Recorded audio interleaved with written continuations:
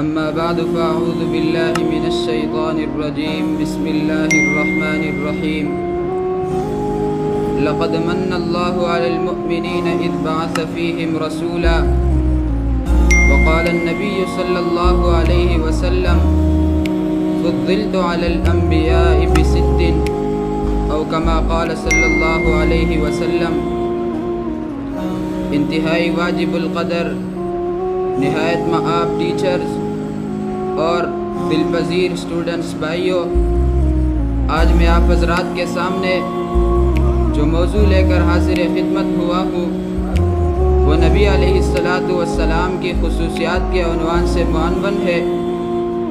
سامعت عبداللہ کے نور نظر محمد مصطفیٰ احمد مجتبیٰ صلی اللہ علیہ وسلم اللہ کی 18,000 مخلوقات میں سے سب سے افضل ترین انسان ہے۔ آپ صلی اللہ علیہ وسلم پر نازل ہونے والی کتاب قرآن مجید بھی تمام کتابوں سے افضل و اشرف ہے۔ آپ صلی اللہ علیہ وسلم کے دوست، ساتھی، مہاجر و انصار اور دیگر صحابہ اکرام رضوان اللہ تعالی علیہم اجمعین تمام لوگوں سے افضل مقام والے ہیں۔ آپ صلی اللہ علیہ وسلم کا زمانہ دوسرے زمانوں سے افضل ہے۔ خود کائنات کے افضل ارشاد فرماتے ہیں، خیر الناس قرنی ثم الذین یلونہم ثم الذین یلونہم۔ آپ صلی اللہ علیہ وسلم پر نازل ہونے والی کتاب قرآن مجید بھی تمام کتابوں سے افضل و اشرف ہے۔ اللہ تبارک و تعالی نے فرمایا ذالک الکتاب لا ریب فیہ، اور دوسری جگہ ارشاد فرمایا انا نحن نزلنا الذکر وانا لہ لحافظون۔ ہم نے اس قرآن کو اتارا اور ہم ہی اس کی حفاظت کریں گے۔ آپ صلی اللہ علیہ وسلم کے ساتھی اور دیگر صحابہ تمام لوگوں سے افضل مقام والے ہیں۔ آپ صلی اللہ علیہ وسلم نے ارشاد فرمایا ان اللہ اختار اصحابی علی الثقلین سوى النبیین۔ آپ صلی اللہ علیہ وسلم کے ساتھ جس چیز کا بھی تعلق ہے وہ افضل ہے، اشرف ہے، ارفع و اعلیٰ ہے۔ یہ مت سمجھنا کہ ان کی فضیلت، ان کی شرافت، ان کی عظمت اپنی ذات کے اعتبار سے ہے۔ نہیں میرے دوستو، جس چیز کو بھی فضیلت ملی ہے آپ صلی اللہ علیہ وسلم کے ساتھ نسبت کی وجہ سے، تعلق کی وجہ سے۔ آئیے قرآن و حدیث کی زبانی آپ صلی اللہ علیہ وسلم کی فضیلت معلوم کرتے ہیں۔ آپ صلی اللہ علیہ وسلم نے ارشاد فرمایا فضلت علی الانبیاء بست، تمام انبیاء اکرام علیہم السلام پر 6 چیزوں میں مجھے فضیلت دی گئی۔ اوتیت جوامع الکلم، سب سے پہلا نمبر مجھے جامع کلام کے وصف سے نوازا گیا، اور پھر جامع کلام کی تعریف بھی اپنی زبان مبارک سے ارشاد فرماتے ہیں خیر الکلام ما قل ودل، ایسا کلام جس میں الفاظ کم ہو اور مفہوم اور مصداق اس کے زیادہ ہو۔ ایسے کلام کے اندر بہت ساری خوبیاں بھی ہوتی ہے، سامنے والے کو سمجھانے میں آسانی بھی ہوتی ہے۔ اور دوسری خصوصیت جو آقا کو عطا کی گئی وہ نصرت بالرعب والی خصوصیت ہے۔ رعب اور دبدبہ آقا کو عطا کیا گیا۔ ایک موقع پر ایک غزوے سے آپ صلی اللہ علیہ وسلم صحابہ اکرام سے جدا ہوئے، درخت کے نیچے آ گئے اور قمیص اتار کر درخت سے لٹکائی۔ دشمن نے دیکھا کہ شکار کرنے کا موقع ہے، جب وہ درخت کے پاس پہنچے تلوار اتاری، نیام سے نکالی، تلوار کو فضا میں بلند کیا۔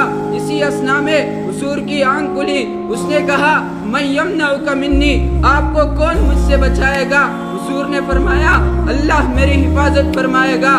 یہ فرمانا تھا کہ دشمن کے ہاتھ سے وہ تلوار گر پڑی، آپ نے اٹھایا تو وہ دشمن آپ صلی اللہ علیہ وسلم کی طرف التجائی نگاہوں سے دیکھنے لگا۔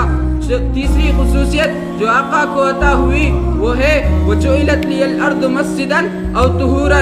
آپ صلی اللہ علیہ وسلم پر لازم تھا کہ عبادت صرف مساجد میں کریں گے، مساجد کے علاوہ اگر نماز پڑھی تو قبول نہیں ہوگی۔ اس مشقت کو دور کر کے رب کائنات نے امت محمدیہ کے لیے آسانی فرما دی کہ تم جہاں بھی نماز پڑھو قبول ہوگی۔ آپ نے فرمایا اللہ نے میرے لیے اس زمین کو पाकी की जगह बना दिया, सिजदे की जगह बना दिया। रब कायनात ने इससे भी बढ़कर बता दिया कि तुम जिस तरफ भी मुंह करके नमाज पढ़ो, तुम्हारा रब कायनात हर जगह में मौजूद है। ये क्यों न होता? हुजूर की फजीलत की वजह से सब कुछ था, हुजूर की अजमत की वजह से।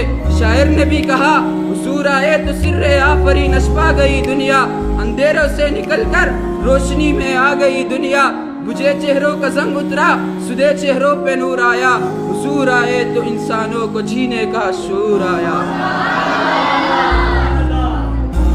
सामीन मुहतरम, चौथी खुसूसियत जो आका को अता की गई वो है उर्सिलतु इलल खल्क़ि काफ़तन। पहले तमाम अंबिया आए, किसी को कौम आद की तरफ भेजा गया, किसी को बनी इसराइल की तरफ भेजा गया, किसी को कौम समूद की तरफ भेजा गया। लेकिन मेरे आका आए तो सब पूरी इंसानियत के लिए आए। अरब अजम, मशरिक़ व मग़रिब, शुमाल व जुनूब, बल्कि ज़मीन के हर ख़ता, हर ज़मीन के हर बसने वाले इंसान के लिए रसूल बनकर आए। पहले तमाम अंबिया आए, उन्होंने कहा या कौम अब्दुल्लाह मा लकुम मिन इलाहिन गैरुह, सिर्फ अपनी कौम को पुकारा। लेकिन मेरे आका आए तो खिताब या कौम कर नहीं फरमाया, बल्कि फरमाया या अय्युहन्नासु इन्नी रसूलुल्लाहि इलैकुम जमीआ।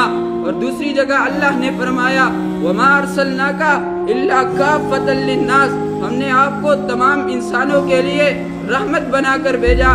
फिर तमाम अंबिया आए, अपनी मुद्दत पूरी करके चले गए, लेकिन आका आए तो आते चले गए।